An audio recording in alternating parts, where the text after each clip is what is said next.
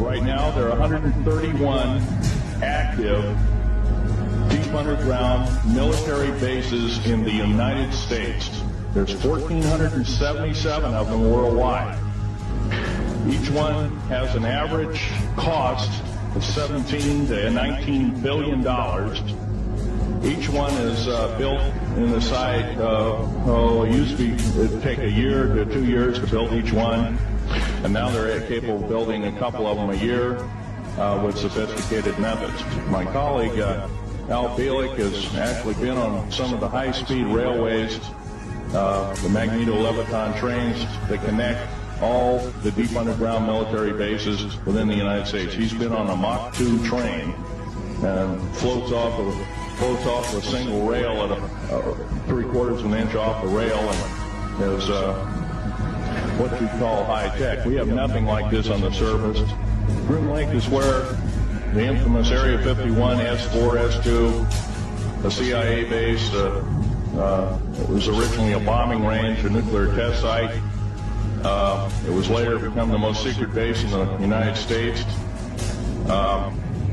It employs over 18,000 workers who work in shifts at 12 hours at a whack. Most of them work in the cover of darkness, like us. We built out 9 underground military bases there, each with an average capacity capable of basically a city underground, roughly 4¼ cubic miles hollowed out underground. They have boring machines, for instance. They don't bore, they literally vitrify and melt the rock, deflagrate the rock. It's a very sophisticated laser melting and deflagrating system. Reduces the rock to a powder and then melts the remaining rock as a coating on the inside of the base, so you don't have to use gunite cements and other kinds of things like that. That's all old hat now. Technology is just basically, the new technology we get is the old hat of the military. Anyway, after we drilled all 4 holes, it's about 2 days to drill all 4 of them.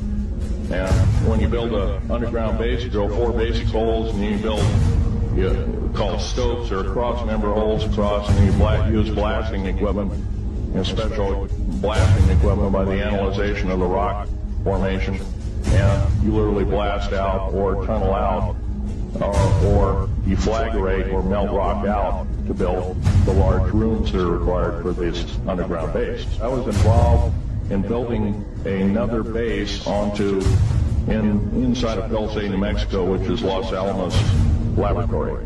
It's a biological laboratory. On the southwest part of the Archuleta Mesa, we built an underground facility, a better part of 3 cubic miles hollowed out underground.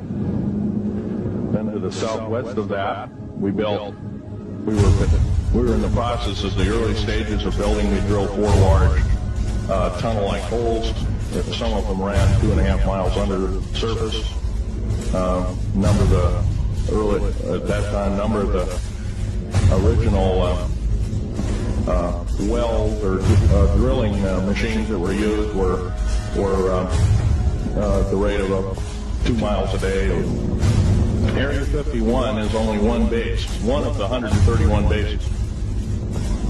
Of these 131 bases, I call Area 51 a mega base. It's got more than one base in it.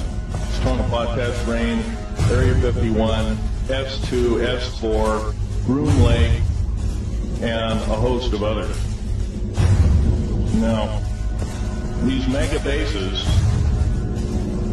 are gobbling up our gross national product. Right now we're spending 28% of the gross national product on building underground bases solely. That doesn't count for the defense budget. That doesn't count for the spare parts budget. It doesn't count for any of that at all. And the black budget is dead wrong. It sidesteps the United States Congress and its Constitution of its people and says you're a bunch of morons you don't need to know. Well, a need-to-know basis is an executive order written during the Eisenhower era right after the created 1954 treaty and is treasonous and illegal in this country and should be overturned and abolished.